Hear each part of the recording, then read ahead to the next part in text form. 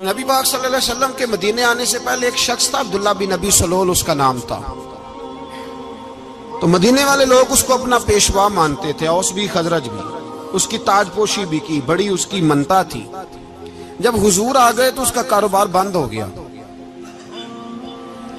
اب لوگ یہ نہیں سمجھتے کہ میں غلط ہوں، لوگ کسی کے مفادات کو ٹھیس پہنچتی ہے تو مخالفت کرنے لگ جاتا ہے۔ اب اس کے حالات جب خراب ہوئے تو اس نے پتہ کیا کیا، جھوٹ موٹ کا کلمہ پڑھ لیا۔ سمجھ آ رہی ہے باتوں؟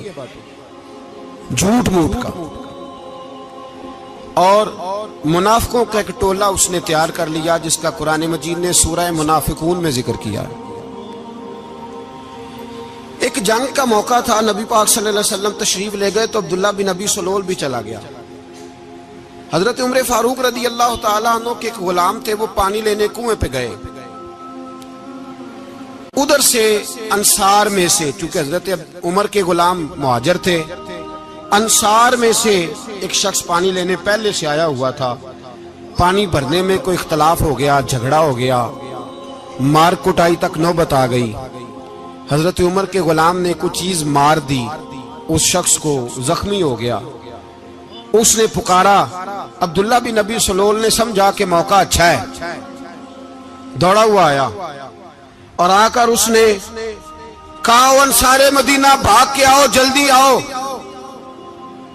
اور بڑے غلط جملے استعمال کیے۔ کہنے لگا اگر ان لوگوں کو تم اپنا بچا کچا کھانے کو نہ دیتے مہاجروں کو تو آج یہ تمہارے سر پہ نہ بیٹھتے۔ معاذ اللہ، ایسی باتوں پہ کہا کرے، بولے یہ روزمرہ کی گفتگو میں عادت بنائیں، کوئی ایسی بات کرنی ہو تو معاذ اللہ استغفر اللہ کہہ کے کرنی چاہیے۔ اس نے کہا کہ معاذ اللہ اب ان کو بچا کچا نہ دیں تو یہ ہمارے سر پہ نہ بیٹھتے۔ شور کیا اس نے۔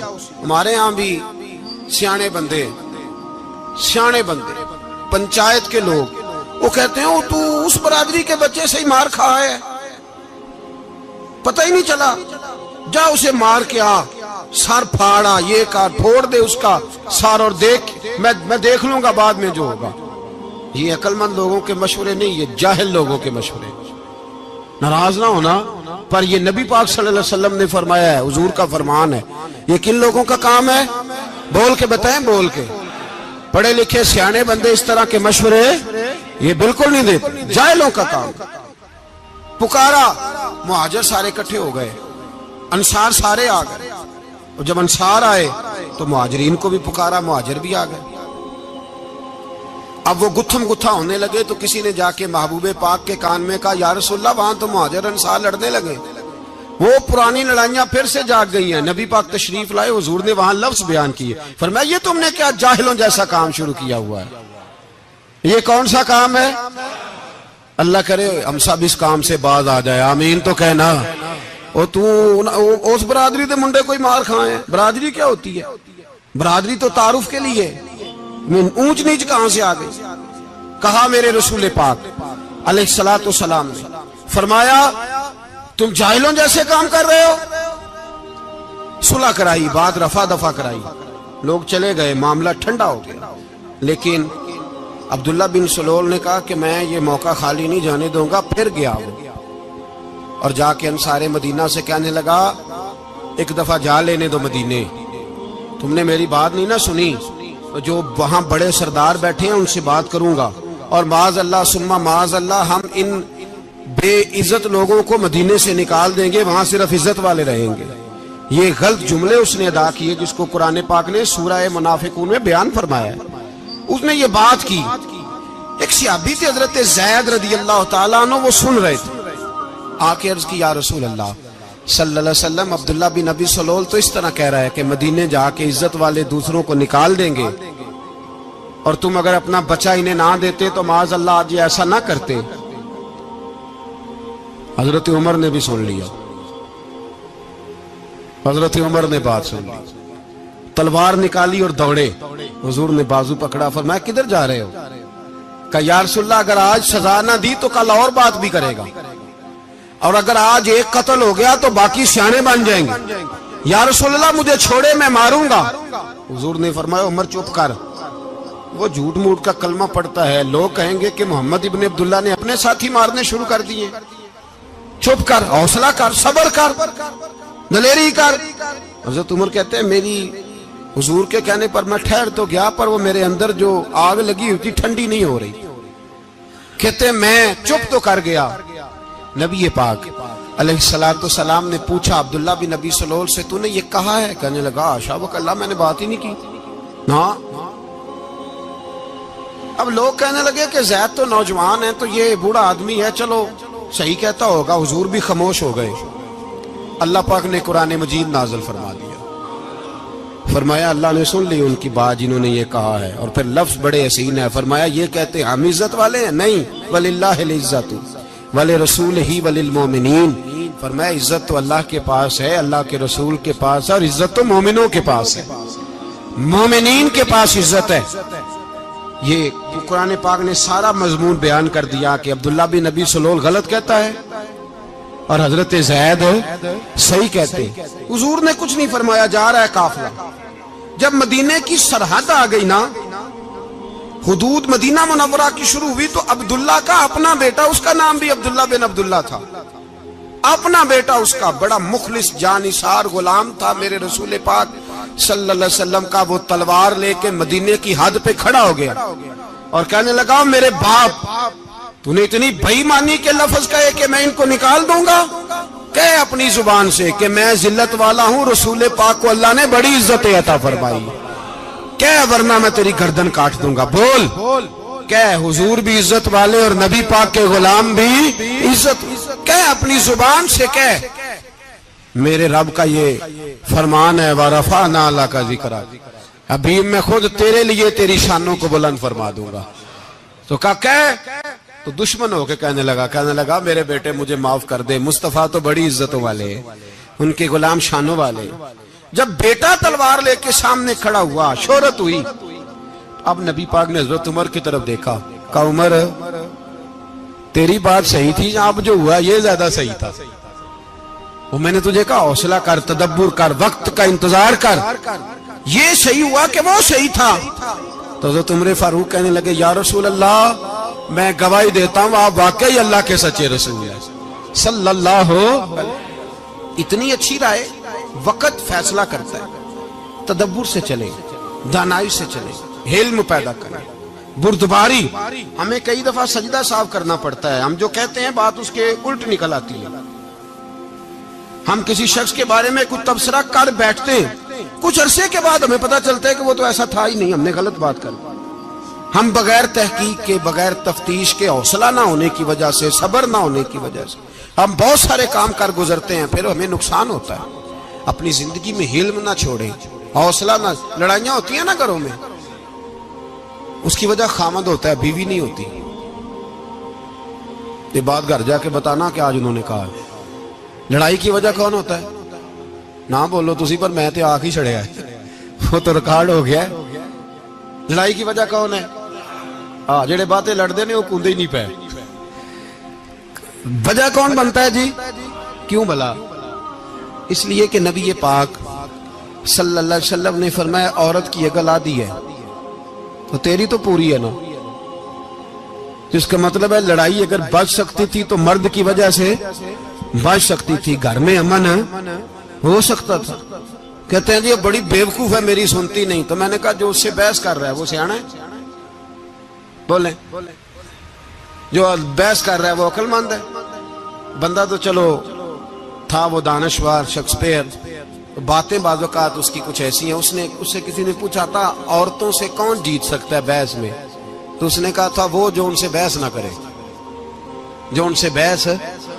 تو بھائی تو وجہ اس لیے کہ حوصلہ تو نہیں کرنا تھا۔ نبی پاک علیہ السلام نے فرمایا بی بی ٹیڑھی لکڑی ہے، سیدھی کرنے کی کوشش کرو گے تو ٹوٹ جائے گی، سیدھی۔ تو پھر کتنا بیوقوف ہے جو پتھر سے سر رگڑ رہا ہے، کتنا نادان ہے جو یہ حرکت کر رہا ہے، دریا میں چھلانگ لگا کے کہتا ہے ڈوبوں گا نہیں۔ تو بھائی حوصلہ پیدا کرے، علم پیدا کرے، بہت ساری ایسی باتیں کرے کہ جس میں اشتعال آئے گا، فٹافٹ 3 لفظ طلاق کے دے دیے، اب بھاگا گیا مفتی صاحب کے پاس، او ہو 4 بچوں کا کیا بنے گا؟ اور یہ بات پکی ہے کہ بچوں کو صرف ان کی ماں ہی پال سکتی ہے، ان کی ماں۔ اور بات مجھے نہیں بھولتی، ایک شخص نے بیوی کو طلاق دے کے دوسری شادی کی. اس کا بیٹا تھا 10 سال کا. تو اس نے اپنے بیٹے سے کہا کہ بیٹے بتا پرانی اماں صحیح تھی یا یہ صحیح ہے؟ اس نے کہا نہیں ابا وہ تو جھوٹ بڑے بولتی تھی، یہ صحیح ہے. وہ جھوٹی تھی، وہ جھوٹ بڑے بولتی تھی میری سگی اماں، یہ سچ بولتی ہے. اس نے کہا وہ کیسے؟ کہنے لگا اس لیے کہ میں کوئی شرارت کرتا تھا تو میری سگی اماں مجھے تھپڑ مارتی تھی اور کہتی تھی تجھے روٹی نہیں دے رہی، جا دوڑ جا گھر سے. تو میں دوڑ جاتا تھا تو جھوٹ بولتی تھی نہیں دینی، پھر آدھے گھنٹے کے بعد مجھے ڈھونڈنے لگ جاتی تھی، ڈھونڈ کے لاتی تھی، پھر میری منت کرتی تھی، پھر مجھے کہتی تھی نہ مجھے ستایا کر، پھر میرا ماتھا چومتی تھی، پھر میری مرضی کا کھانا بنا کے دیتی تھی، پھر میرے منہ میں لقمے ڈالتی. جھوٹی تھی، پہلے کہتی ہے نہیں دینی، پھر پیچھے بھاگتی ہے. یہ سچی ہے، میں شرارت کرتا ہوں تو تھپڑ مار کے نکالتی ہے، پھر میں منتیں کرتا ہوں پر روٹی نہیں دیتی، پیر پکڑتا ہوں نہیں دیتی. سچ بولتی ہے، اپنی بات پہ ڈٹ جاتی. او بھائی بچے اس کی ماں ہی پال سکتی ہے، تو نے 3 جملے کہتے سوچا ہی نہیں، تیرا کا گیا تو یہ تو نئی بیوی ملے گی، اور اس کا بھی کیا گیا، اس کو بھی شاید شوہر مل جائے. ان پھولوں کی پرورش صرف ان کا مالی کر سکتا ہے، دوسرا کر سکتا؟ تو نے حوصلہ ہی نہیں کیا. ٹھیک ہے غلطی بیوی کی تھی پر تو مرد تھا نا، تیرے پاس تو دلیری تھی. فٹافٹی 3 طلاق کے جملے کہہ دیے. اور میرے رسول پاک علیہ السلام نے فرمایا جائز کام بڑے ہیں پر طلاق جائز تو ہے پر میرے رب کو پسند نہیں، اللہ کو پسند. تو نے مالی بگا دیا جس نے تیرے گھر کا باغ سینچنا تھا. تو بھائی یہ حوصلہ نہیں. درجنوں طلاقیں، 20 کیس، اور ابھی وہ شادی کے پورے کپڑے نہیں پہنے تو طلاق پہلے. اس کی وجہ یہ کہ حوصلہ نہیں، صبر نہیں، رضا نہیں، ہم احساس نہیں کرتے. اگر تو یہ سمجھ جائے کہ بس اللہ نے جو میرے لیے بہتر سمجھا مجھے دے دیا، صحیح ہے میری آزمائش ہے، کیا ہے کچھ ہے جو اس نے بہتر سمجھا مجھے اس نے، پھر تو سکھی ہو جائے، تیرے لیے جینا آسان ہو جائے، پھر تو بہت ساری پریشانیوں سے آزمائشوں سے دور ہو جائے. میرے نبی پاک علیہ السلام نے ہمیں حوصلہ کرنے کا حکم دیا، دلیری. 2-3 سال شاید پچھلے سال یا اس سے پچھلے سال حج کے موقع پہ نا ہمارے پاکستان میں تو بڑے بڑے انوکھے واقعات ہوتے ہیں. سننے سے کیا میں کہتا ہوں وہ عبرت کے لیے ہوتے ہیں. جعلی ویزے لگوا دیے حج کے کسی ایجنٹ نے، اللہ کے مہمانوں کو بھی لوگ لوٹ لیتے ہیں. معاذ جعلی ویزے لگوا دیے. اور مزے کی بات یہ ہے کہ پاکستانی ایئرپورٹ سے گزر بھی گئے وہ ویزے والے، اور احرام باندھے لوگ جدے پہنچ گئے. 4 آدمی تھے، انہوں نے ویزا دیکھا تو کہا نقلی آپ کو واپس جانا پڑے گا. اگلی فلائٹ سے وہ لوگ واپس آئے.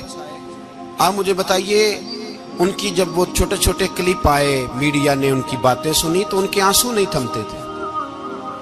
ایک آدمی احرام باندھ کے گیا ہے، معمولی سمجھتے ہیں آپ؟ میرے جیسا غریب آدمی کبھی اس نے ارادہ کیا ہو مدینے جانے کا، لیٹ ہو جائے تو کلیجہ پھٹنے کو آتا ہے.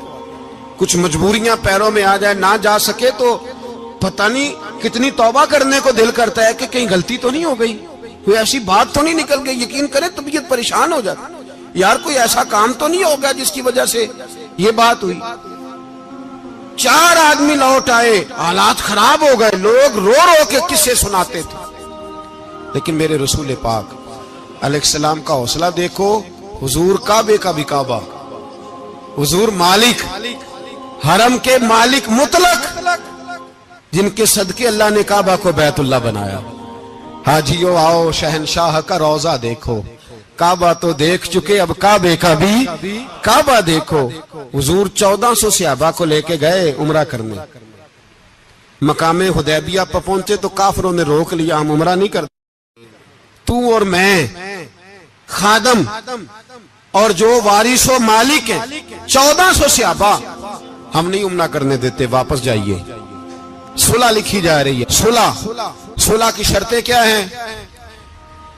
مکے سے کوئی آدمی غلطی سے بھی مدینے چلا گیا، مکے کا آدمی، تو مسلمان اگر ان کے ظلم سے تنگ آ کے، مکی مسلمان کافروں کے ظلم سے تنگ آ کے مدینے چلا گیا تو مدینے والے واپس کریں گے. اور اگر مدینے سے کوئی شخص غلطی سے بھی مکے چلا گیا تو مکے والے واپس نہیں کریں گے. اتنی سخت شرائط. حضرت عمر غصے سے کانپنے لگے, صحابہ پریشان ہیں, پر میرے رسول پاک نے صبر دکھایا, حوصلہ, تدبر. یہ تدبیر ہے, صبر ایک بہترین تدبیر ہے, اگر کوئی اپنائے تو بہترین طریقہ ہے. حضور نے فرمایا ہمیں منظور ہے, صلح کرو. اور اتنا سخت حکم ہے, کہنے لگے 1400 احرام والے واپس جائیں, بعد میں آنا, اس وقت نہیں عمرہ کرنے دیں گے. میرے نبی پاک علیہ السلام, مجھے بتاؤ, مجھے اور آپ کو دکھ ہوتا ہے تیاری ہو تو پروگرام رہ جائے, تو اگر احرام باندھا ہو اور اللہ کے رسول نے بندھوایا ہو تو حضور واپس لوٹنے لگے تو کتنی تکلیف کی بات ہے. حضور نے فرمایا چلو آئندہ آئیں گے. معاہدہ لکھا جا رہا ہے, حضرت علی معاہدہ لکھ رہے ہیں, لکھو محمد الرسول اللہ صلی اللہ علیہ, محمد الرسول اللہ صلی اللہ علیہ وسلم اور قریش مکہ کے بیچ معاہدہ. یہ تحریر لکھی جا رہی تھی تو ابو سفیان بول پڑا, کہنے لگا جی ہم محمد الرسول اللہ نہیں نکلنے دیں گے معاذ اللہ, یہی تو ہمارا جھگڑا ہے. اگر آپ کو رسول اللہ مان لیا تو پیچھے رہ کیا گیا, محمد ابن عبداللہ لکھیں. حضور نے حضرت علی سے فرمایا رسول اللہ کاٹ کے محمد ابن عبداللہ لکھو. حضرت علی لکھ رہے تھے, محمد رسول اللہ لکھا تھا, فرمایا رسول اللہ کاٹ کے محمد ابن عبداللہ لکھو. تو حضرت علی کہنے لگے حضور مجھے یہ لفظ کاٹنا نہیں آتا, حضور مجھے یہ لفظ کاٹنا. کسی صحابی نے اعتراض نہیں کیا کہ لکھنا آتا تھا, کہا مجھے کاٹنا. حضور نے دوبارہ کہا علی کاٹ دو. کہا یا رسول اللہ مجھے یہ لفظ کاٹنا نہیں آتا. میرے حبیب نے تیسری دفعہ کہا علی کاٹو. تو شیر خدا نے قلم چھوڑا, ہاتھ باندھے اور کھڑے ہو کہنے لگے محبوبہ مجھے تیرے قصیدے لکھنے آتے ہیں, کاٹنے کوئی نہیں آتے. میں مجبور ہوں, مجھ سے نہیں ہوتا, کوشش کرتا ہوں, نہ قلم اٹھتا ہے نہ ہاتھ چلتا ہے. میرے حبیب پاک نے قلم پکڑا اور لفظ رسول اللہ خود کاٹ کے محمد ابن عبداللہ کرایا. بھائی وقت گزر گیا, صلح ہو گئی. یہ تدبر, یہ حوصلہ, یہ تدبیر میرے نبی نے فرمائی. اب تو 1400 کو مکے نے نہ داخل ہونے دیا, لیکن ایک سال ہی گزرا, تھوڑا ہی وقت گزرا, میرے رسول پاک 10,000 کو لے کے مکے میں داخل ہو گئے. 10,000 اس نے فائدہ دیا. حکمت کیا تھی, تدبر کیا تھا؟ قریش روز لڑائی کرنے آ جاتے تھے, تبلیغ ہی نہیں کرنے دیتے تھے. ان سے صلح ہو گئی تو نبی پاک نے کیسر کو خط لکھا, کیسر روم کو, ہرکل کو. دور دراز تبلیغ پھیل گئی, مسلمان 100,000 سے زیادہ ہو گئے. ان کی طرف سے اب وہ لڑائی بند ہو گئی. میرے حبیب پاک علیہ السلام کے حوصلے نے کمال دکھایا, اس تدبیر نے فائدہ دیا امت مسلمہ کو. 10,000 کا لشکر لے کے حضور کعبے میں داخل ہوئے. کل جو ابو سفیان کہتے تھے نا محمد رسول اللہ لکھنے نہیں دوں گا, آج وہ خود کہہ رہے تھے اشہد ان لا الہ الا اللہ واشہد ان محمد رسول اللہ صلی اللہ علیہ. کل جو کہہ رہے تھے کہ میں یہ لفظ نہیں لکھنے دوں گا, آج ابو سفیان کی حویلی میں لاکھوں لوگ, ہزاروں لوگ بیٹھے تھے اور سارے کہہ رہے تھے محمد الرسول اللہ, محمد الرسول اللہ, محمد الرسول اللہ صلی اللہ علیہ وسلم. میرے محبوب کی تدبر نے, فقاہت نے, اور پھر کمال ہوا. 1400 کہاں اور 1,44,000 کہاں, 1400 کہاں اور 1,44,000. 1400 کو نہیں جانے دیا عمرہ کرنے, میرے رسول پاک 1,44,000 کو لے کے حج کرنے چلے گئے. حضور نے حج کیا, ہر طرف لبیک لبیک کی صدائیں بلند ہوئی. یہ میرے نبی پاک کا تدبر ہے, حوصلہ ہے. اگر وقتی طور پہ حوصلہ کر جاؤ گے, دلیری کر جاؤ گے, آنے والا وقت آسان ہو جائے. حوصلہ نہیں, صبر نہیں, سکون نہیں, 2-4 باتیں, یہاں تک کہ لوگ ابا جی کی بات برداشت نہیں کرتے, ایسے جملے کہہ دیتے ہیں جو دوبارہ پلٹ کے نہیں آتے. ماں کو لفظ نہیں بولتے, باپ کی روح تک چھلنی کر دیتے ہیں وہ جملے. لیکن لوگ اس وقت حوصلہ کرنے, اور ہم پنجابی لوگوں نے تو گنجائش ہی بڑی دے دی ہے. کہتے ہیں بچہ ہے جے ایک ہی ہے, ایک میں حوصلہ کرے کی ہے ماشاءاللہ. تو اگر جوان ہو گیا تو کہتے ہیں گرم خون ہے, مکہ کم. اگر بوڑھا ہو گیا تو کہتے ہیں بوڑھوں میں حوصلہ نہیں ہوتا, نہ بچے میں نہ تو کس میں حوصلہ ہوگا؟ بولے کسی میں بھی نہیں. چھٹی سب کو فتویٰ مل گیا نا, یہ بچہ ہے جی, ابھی یہ تو بچہ ہے, آپ تو سیانے بیانے ہیں, یہ بچہ ہے. کمال ہو گئی ہے بھائی, کیا مطلب ہے بچہ ہے؟ بچے کو سارا پتہ ہے, ہر چیز اسے آتی ہے, حوصلہ کرنا ہی نہیں آتا. اور پھر کہہ دیا وہ تو گرم خون ہے. وہ کیا بات کرتے ہو, گرم خون؟ ابے کے گلے پڑ گیا گرم خون, اس کو کھڑا کرو نا ایس پی کے سامنے اور اس کو مار تھپڑ اس کے منہ پہ, تیرے گرم خون کا پتہ چلے. غریب کے یہ گلے پڑ گیا, اس کو کھڑا کرو ایس ایچ او کے سامنے, پھر پتہ چلے گا خون کتنا گرم ہے. وہاں بالکل چپ ہے, بالکل خاموش ہے. اور گرم خون اس کا صرف اماں کے لیے, جلال صرف رہ گیا اگر غریب گھر کی بیٹی بیاہ کے لایا تو صرف اس کے لیے. کوئی ایسی بات نہیں, ہم بڑے سیانے, ہمارا غصہ بڑا سمجھدار ہے, ہمارا وہ گرم خون بڑا سیانا ہے. وہ جہاں دیکھتا ہے کہ معاملہ ہلکا ہے تو وہاں وہ گرم خون جلال میں, اور جہاں دیکھتا ہے کہ سامنے والا تگڑا ہے تو وہاں وہ گرم خون فوراً ٹھنڈا ہو جاتا ہے. حوصلہ پیدا کرے. زندگی حوصلے مند لوگ جیتے ہیں, جو حوصلے مند نہیں ہوتے وہ تو زندگی کا ایک سال لطف سے نہیں جی پاتے. حوصلہ کریں, مسکرائیں. میرے نبی پاک صلی اللہ تعالی علیہ وسلم نے نا عثمان بن طلحہ, کعبے کی چابی ان کے پاس ہوتی تھی. حضور نے ایک دن فرمایا عثمان, اچھا یہ نہیں تھا کہ عثمان خاص لوگوں کو چابی کعبہ کھول کے دکھاتے تھے, بلکہ ان کو قریش کی جانب سے یہ حکم تھا کہ جو بھی تجھے کہے تو نے کعبے کا دروازہ کھول دینا. نبی پاک علیہ الصلوۃ والسلام نے نا ہجرت سے 2-4 دن پہلے کہا کہ عثمان ذرا چابی دو, میں نے کعبہ اندر سے دیکھنا ہے. بڑے ٹھنڈے دل سے ذرا سننا, ادھر دیکھو میری طرف, ادھر دیکھیے گا ذرا میرے بھائی. میں نے ایک بندے سے کہا یار پانی کی بوتل دینا دکاندار سے, ایک ہے اس نے کہہ دیا نہیں میرے پاس. اس بات کا کوئی غصہ بولیے, اور اگر وہ کہے سارے زمانے کو ملے گی آپ کو نہیں دینی, پھر بولیں میرا خیال ہے چپ کر کے ہنس کے آ جائیں گے, سوال ہی نہیں پیدا ہوتا. ہم کہیں گے مجھے نہیں نہ دینی, تو نے تو دکان اٹھا یہاں سے بند کاری سے. کیا مطلب ہے سب کو دینی ہے تجھے نہیں دینی, کیا معنی ہے اس کا؟ لے کے جاؤں گا, جھگڑا ہوگا, بحث کریں گے.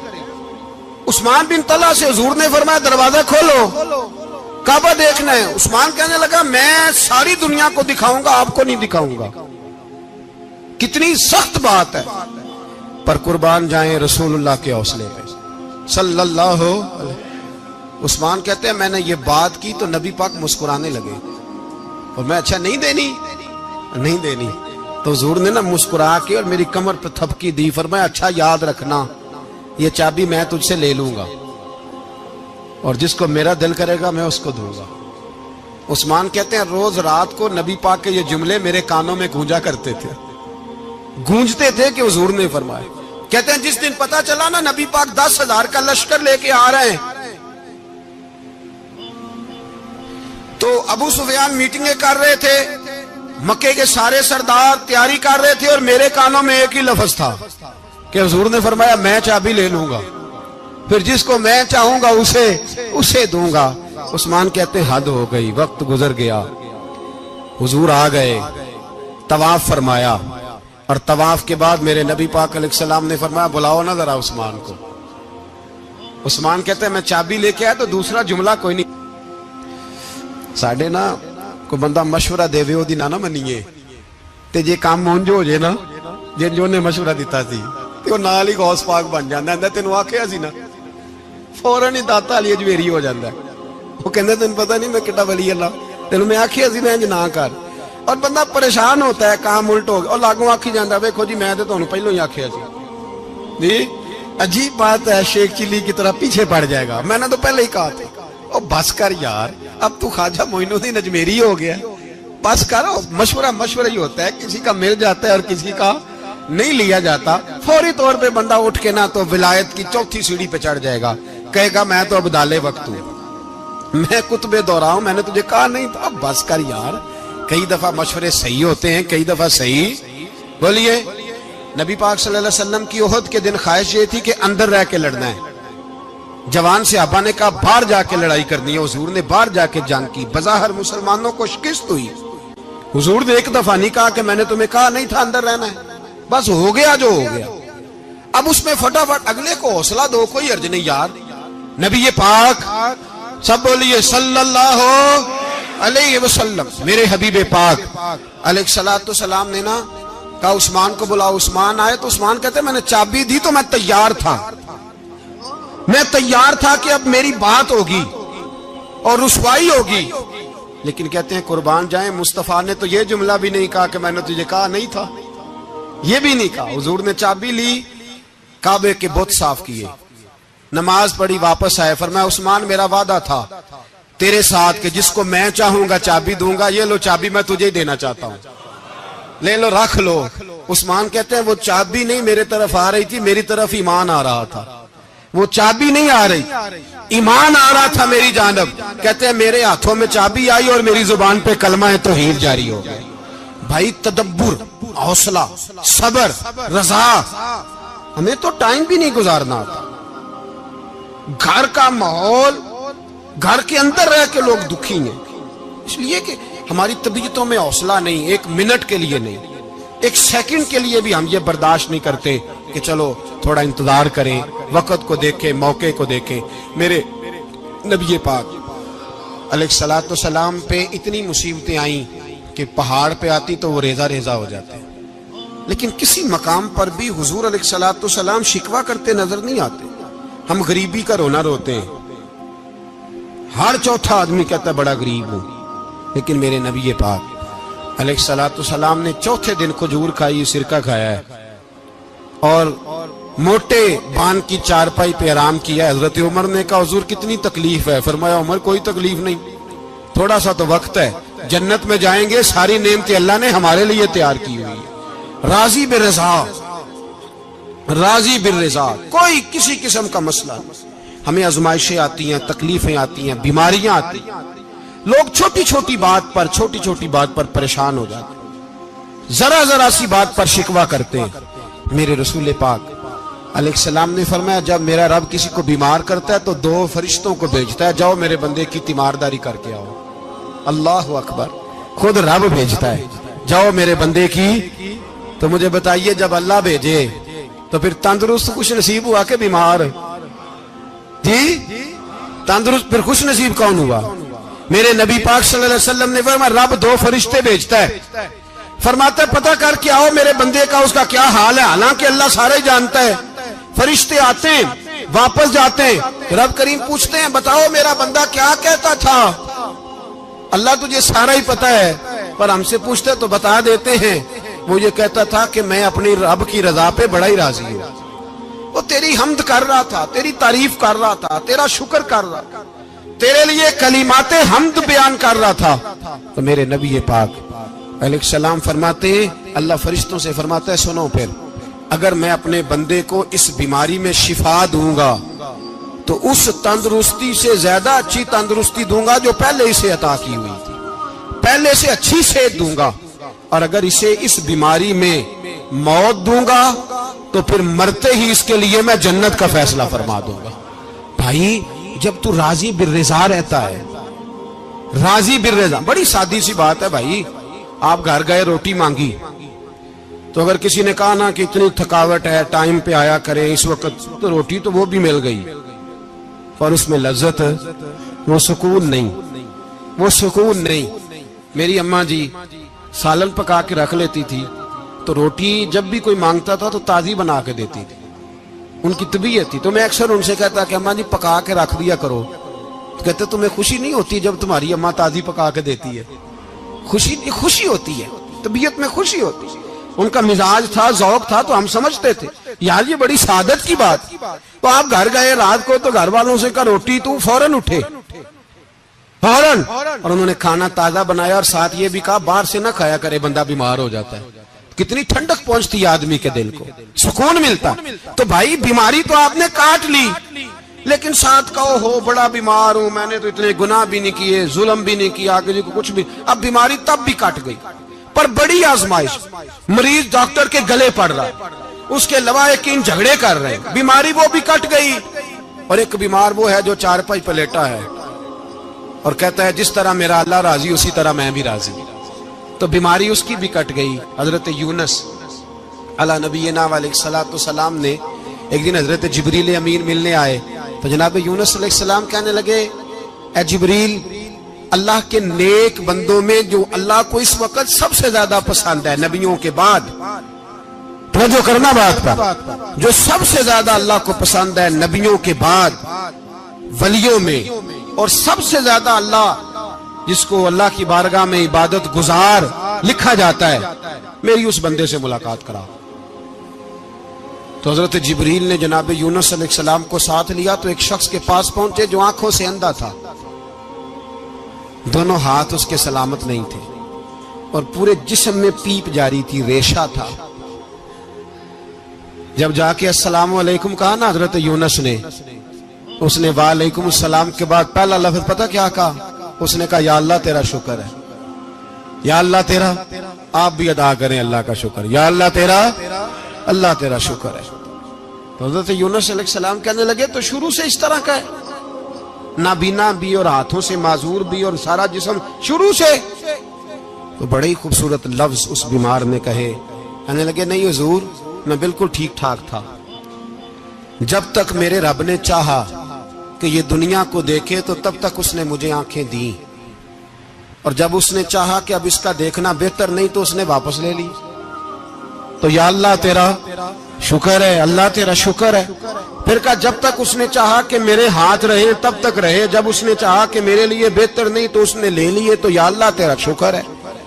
جب تک اس نے چاہا کہ میرا جسم صحیح و سلامت رہے تو رہا، اور جب اس نے چاہا کہ میرے لیے بہتر نہیں تو مجھے بیمار کر دیا، تو یا اللہ تیرا شکر ہے۔ تو حضرت یونس علیہ السلام کہنے لگے جبریل واقعہ یہ اللہ کا سب سے زیادہ شکر گزار بندہ ہے، سب سے زیادہ عبادت گزار بندہ ہے، سب سے زیادہ۔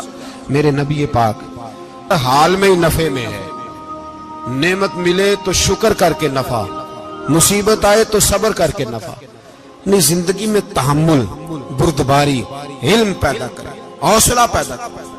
ہر آنے جانے والے شخص کے مزاج کے مطابق اسے نہ ملے، اپنا مزاج صحیح رکھے، اپنی طبیعت کے مطابق اپنے ماحول کو برقرار رکھے۔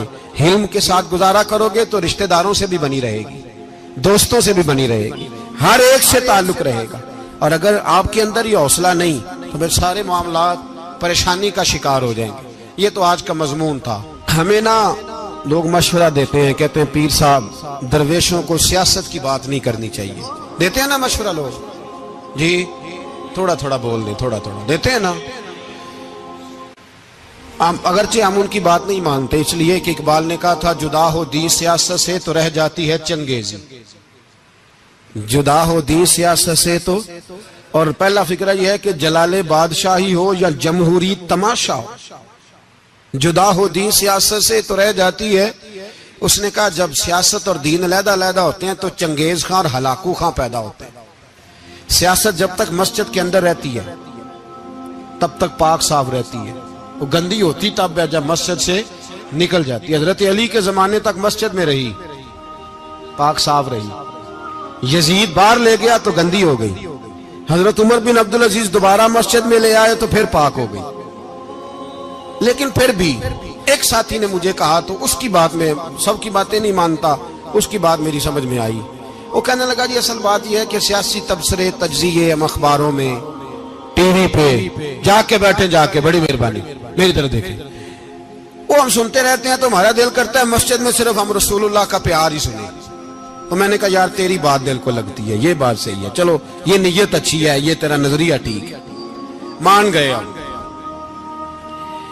میں چلا گیا دکاندار کے پاس اور میں نے اس کو جا کے کہا کہ گاڑی کا انجن کھولو، اس طرح کرو، اس طرح۔ اس نے کہا مولانا آپ جا کے نا گھر تو فقہ کی کتاب کھولیں، اس لیے کہ گاڑی کے انجن کے بارے میں آپ کو معلومات، یہاں اگر آپ نے یہ کام کرنا ہے تو اس کو پڑھیں، کسی استاد کے پاس ورکشاپ پہ آئیں، آپ کے ہاتھوں کو، منہ کو، چہرے کو مٹی لگے، دھواں لگے، گریس لگے، پھر آپ کو پتہ چلے گا انجن کیسے کھلتا ہے۔ صحیح کہہ رہا ہوں؟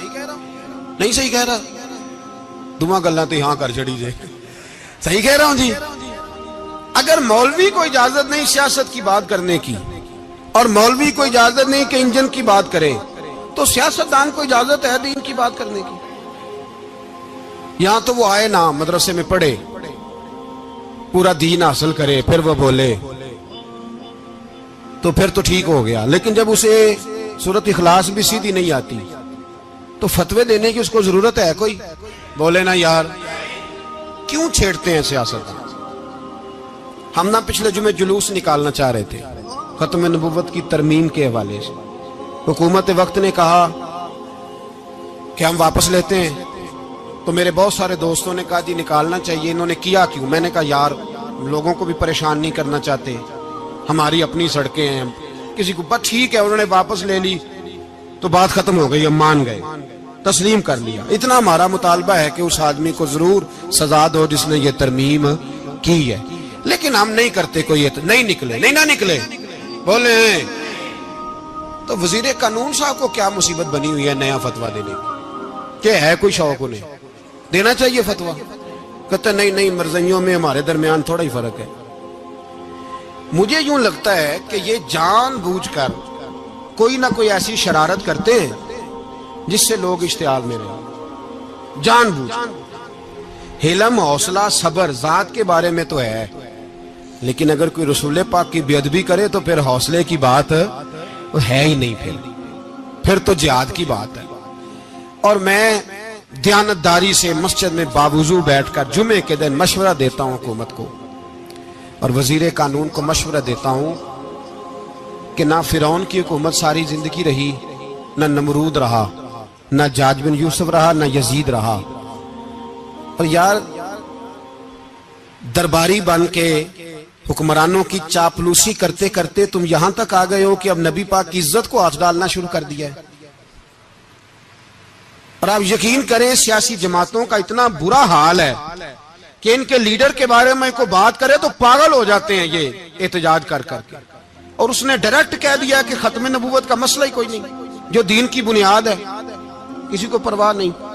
मुझे तो उन लोगों की फिक्र हो रही है जिन लोगों ने इन्हें वोट दिए हैं, वो अल्लाह को क्या जवाब देंगे। और ये अल्लाह माशाल्लाह सारी सियासी जमातें इस तरह की। और मेरा वजीर कानून साहब को भी मशवरा है कि जिंदगी बड़ी थोड़ी है, बड़ी थोड़ी। अल्लाह सबको माफ करता है, अपने रसूल के गद्दारों को माफ नहीं करता। और यहां तुम्हारी गाड़ियों पे झंडे लगे हुए हैं, वहां भी तुम्हारे झंडे लगेंगे, पर इसलिए लगेंगे कि ये गद्दार है नामूस रिसालत के। ये झंडे लगेंगे। शर्म करो और डर जाओ, बस कर दो। तुम्हारे मुंह में अब दांत पूरे नहीं रहे। कोई शुगर का मरीज है तो कोई ब्लड प्रेशर का, तो कोई हार्ट का, तो कोई कैंसर का। शर्म करो और अपनी कब्र की भी थोड़ी सी फिक्र करो। बताओ पाकिस्तान के कितने सदर गुजरे, वजीर आजम गुजरे, तो उनकी कब्रें कहां हैं? कोई जाता है उनकी कब्रों पे? किसी को खबर है? क्यों अपने लिए जहन्नम इकट्ठी करते? सारा कुछ दुनियादारी रह गई है, सारा कुछ सिर्फ यही रह गया। हजरत अबू बकर सरदार थे, हजरत उमर सरदार थे कबीले, हजरत उस्मान सरदार थे। उन्होंने सरदारियों को ठोकर मार के रसूलुल्लाह के कदमों में बैठना पसंद किया। सरदारियां छोड़ के गुलाम बन गए। तुम सरदारियां बचाने के लिए रसूलुल्लाह की गद्दारी करते हो, शर्म नहीं आती? और कौम शिकवा है मुझे इन लोगों से जो मौलवी तो कह देते हैं तू सियासत नकार, और किसी सियासतदान को मना नहीं करते कि जब तुझे सूरत फातिहा भी नहीं आती तो तुझे किसने इजाजत दी है इतनी बड़ी बात। और मैंने पिछले से पिछले जुमे भी कहा था, फिर कहता हूं और ऑन दी रिकॉर्ड कहता हूं, मरज़ई कल भी काफिर थे, आज भी काफिर और कयामत तक। और जो उनके कुफर में शक करे वो भी, और पक्का बेईमान है, काफिर है। वो वजीर कानून हो या सुबाई हो या विफाकी हो, मन शक्का फी कुफर ही फकत कफर। जो मरज़ई के कुफर में शक करे वो भी काफिर है। हमारे रसूल आखिरी रसूल है। हम किसी को ये इजाजत नहीं देंगे कि वो खत्म नबूवत में रखड़ा डालने की कोशिश करे। हम किसी को ये इजाजत है। और तुमने कौम को लूटा, लूटते रहो, अब ईमान पे डाके तो ना डालो। तुम्हें दौलत लूट के पेट नहीं भरा, अब ईमान लूटना शुरू कर लिया है। तुम्हारा फैक्ट्रियां लूटकर, कौमी खजाना लूटकर पेट नहीं भरा, बेईमानो अब दीन बेचकर अपनी हुकूमतें पक्की करोगे। और वो लोग भी तैयार हो जाएं जो इन बेईमानों को मुंतखब करते हैं, उनसे भी सवाल करेगा खत्म नबुव्वत का मौजू कयामत के दिन कि तुम बताओ। इनको सपोर्ट करते थे जो रसूलुल्लाह सल्लल्लाहु अलैहि वसल्लम के बाद भी किसी नबी को नबी मानना दुरुस्त जानते थे। शर्म आनी चाहिए, ख्याल होना चाहिए। اور میں نے کہا کہ ہمارا دل نہیں چاہتا، آپ یقین کریں، ہمیں شوق ہے جلوس نکالنے کا، تمہارے خلاف باتیں کرنے کا۔ تم نے روز تھرمامیٹر نکالا ہوتا ہے، چیک کرتے ہو کہ ایمان کتنا ہے کتنا نہیں ہے۔ یہ پاکستان اگر صوبہ سندھ ہے تو وہ حضرت عبداللہ شاہ غازی کا ہے، اگر بلوچستان ہے تو حضرت بابا عبد الرحمان کا ہے، اور اگر پشاور ہے تو وہ صوفیاء کا ہے، اور اگر یہ دھرتی پنجاب ہے تو یہ داتا علی اجویری کی ہے، یہ بابا فرید الدین کی ہے۔ اس میں کسی غدار کو قبضہ کرنے کی اجازت بالکل نہیں ملے گی، اور ہم وہ لوگ بھی نہیں جو چپ کر کے اندر سوتے رہیں، قوم جو کرتی ہے کرتی رہے، ہمیں پرواہ نہیں، نہ ایسی کوئی بات نہیں۔ کوئی بندہ نہ سمجھے کہ انہیں ہوش نہیں، انہیں پتہ نہیں، ہمیں سارا کچھ ہی آتا ہے۔ پھر اگر کل کو کوئی ممتاز قادری پیدا ہو گیا تو شکوہ نہ کرنا، کل کو کوئی پھر سے عامر چیمہ نکل آیا تو شکایت نہ کرنا، یاد رکھنا۔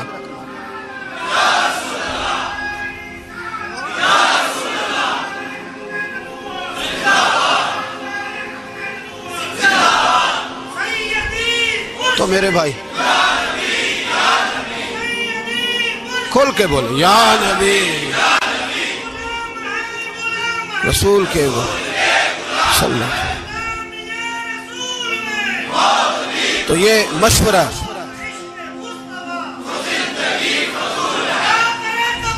جزاک اللہ، تو یہ تمہیں مشورہ ہے۔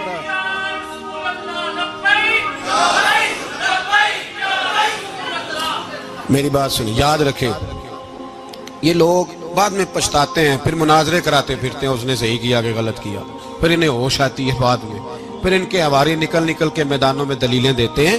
اس لیے ہمارا مشورہ ہے انہیں کہ یہ اپنی حد میں رہیں، اور جو کام تمہارے ذمہ، میں نے کہا نا تم نے بڑا لوٹا، یہ قوم روز تمہیں موقع دیتی ہے لوٹنے کا، یہ موقع دیتی ہے، تو تم نے دولت لوٹ کے پیٹ نہیں بھرے، اب ایمان لوٹنے کے چکر میں آ گئے ہو۔ یاد رکھو، مسلمان گناہگار ہیں، غدار نہیں ہیں۔